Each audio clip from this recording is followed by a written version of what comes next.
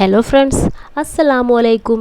ഇന്ന് ഞാൻ ഒരു കൊച്ചു നബിദിന പ്രസംഗവുമായിട്ടാണ് വന്നിട്ടുള്ളത്. കൂട്ടുകാർക്ക് വളരെ എളുപ്പത്തിൽ പഠിച്ചു പറയാൻ പറ്റുന്ന ഒരു പ്രസംഗമാണിത്. വീഡിയോ ഇഷ്ടപ്പെടുകയാണെങ്കിൽ തീർച്ചയായിട്ടും ലൈക്ക് ചെയ്യാനും നിങ്ങളുടെ കൂട്ടുകാർക്ക് ഷെയർ ചെയ്യാനും സബ്സ്ക്രൈബ് ചെയ്യാനും മറക്കരുതേ.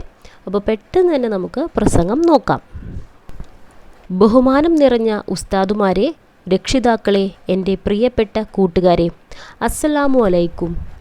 ഇന്ന് നാം നമ്മുടെ കരളിൻ്റെ കഷ്ണമായ മുത്തു മുഹമ്മദ് നബിയുടെ ജന്മദിനം ആഘോഷിക്കുകയാണ്. ഏവർക്കും ആദ്യം തന്നെ എൻ്റെ നബിദിന ആശംസകൾ നേർന്നുകൊള്ളുന്നു. ഈ പുണ്യമുഹൂർത്തത്തിൽ ചെറിയൊരു പ്രസംഗം അവതരിപ്പിക്കാനാണ് ഞാൻ ഇവിടെ നിൽക്കുന്നത്.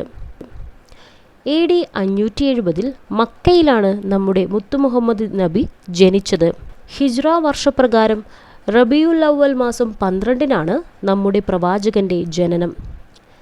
ഈ ഒരു പുണ്യ ദിവസം എനിക്ക് നിങ്ങളോട് പറയാനുള്ളത് ഇത്രമാത്രമാണ്. സമാധാനത്തിൻ്റെ ദൂതനായി നമ്മുടെ ജീവിതത്തിലേക്ക് കടന്നു വന്ന മുത്തു മുഹമ്മദ് നബിയുടെ സന്ദേശങ്ങൾ നാം പരമാവധി നമ്മുടെ ജീവിതത്തിൽ പകർത്തണം. വെളുവെളുത്ത സൽമാൻ ഫാരിസിനെയും കറുകറുത്ത ബിലാലിനെയും ഒരേ നിരയിൽ അണിനിർത്തി വർണ്ണവിവേചനം അരുതെന്ന് ലോകത്തെ പഠിപ്പിച്ച പ്രവാചകനാണ് നമ്മുടെ മുഹമ്മദ് നബി സ്വല്ലല്ലാഹു അലൈഹി വസല്ലം. ഈ ഒരു അസുലഭ നിമിഷത്തിൽ എനിക്ക് നിങ്ങളോട് പറയാനുള്ളത് ഇത്രമാത്രമാണ്.